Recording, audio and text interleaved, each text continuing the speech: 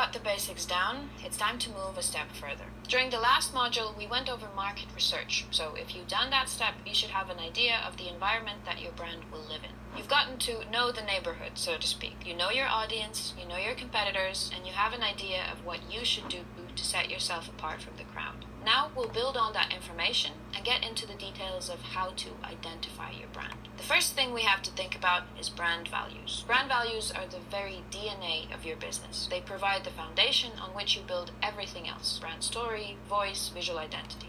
American author Jim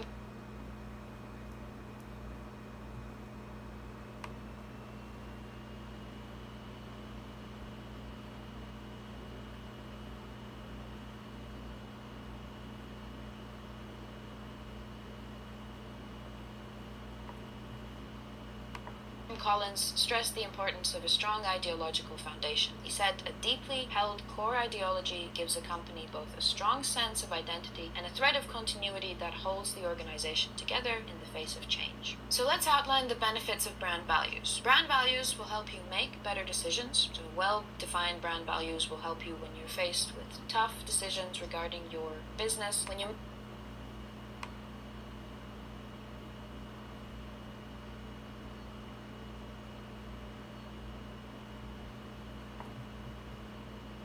make big decisions for your business, ask yourself, does this decision align with my brand values? That'll make the process much easier. It will also help you find the right business partners and service providers. It's always easier to work with partners whose values are similar to your own. When seeking companies you want to do business with, do some research on their brand values to see if you'd be a good fit for each other. Brand values will also help you find the right customers. 77% of customers choose to purchase from companies whose values align with their own. So think of your brand values as a guiding light. They'll allow your customers to understand whether or not you're passionate about the same things as they are. Well-defined values will also help you build brand loyalty and find the right team. If your business grows, you'll need to hire people to help you run it. Similarly, as with business partners and customers, clear thought-out values will help you find the best fit. So brand values will help not only when you're communicating with customers or building your brand's visual identity, but also improve general decision-making in your business. Now that we know what brand values are, let's go over how we can define them.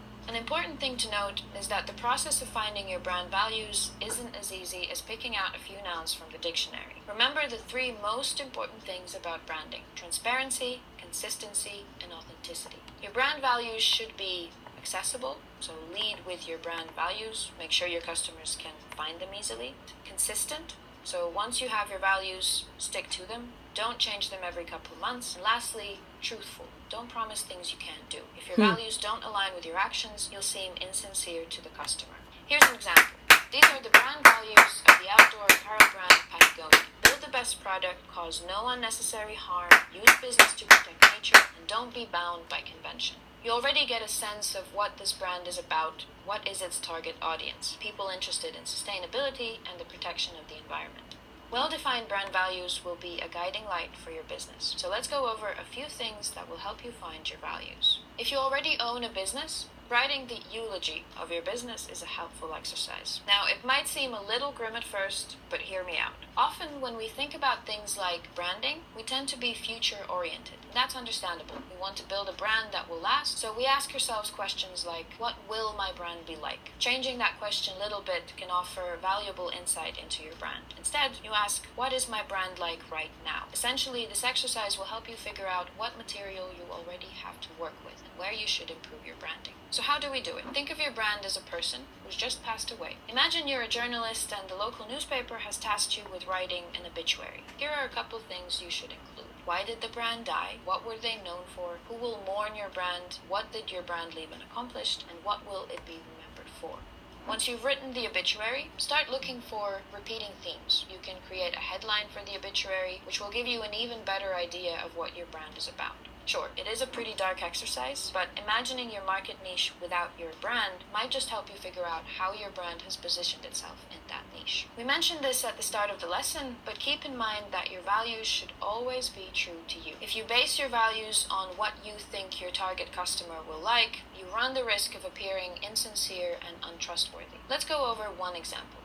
I'm sure you know the fast fashion giant Zara. One of its key values is sustainability. The brand has made many ambitious pledges regarding sustainability. For example, in 2012, it promised that it would remove all hazardous chemicals from its production process by 2020. In 2019, Zara announced that by 2025, all of its clothing will be made from 100% sustainable materials, but it has consistently scored badly in studies that track the environmental performance of brands. For example, in the Fashion Transparency Index of 2021, Zara fell into the 11 to 20% range of the traceability category. This means that the brand publishes little information about its suppliers and where it acquires raw materials, which means it would be difficult to evaluate whether Zara really follows through on its promises. So this creates a dissonance between what the brand promises and what it actually does. Promising and then not following through on these promises creates a feeling to the customer that your brand isn't trustworthy. So now we have a good idea of what brand values are and how to identify them. In the next lesson, we'll learn about brand drivers.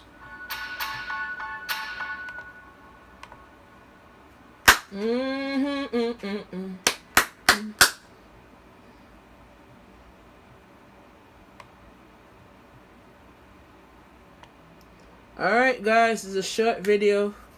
Thank you guys for watching me. This is my training video for my product. So hope that you guys enjoy it. I'm up to module 3.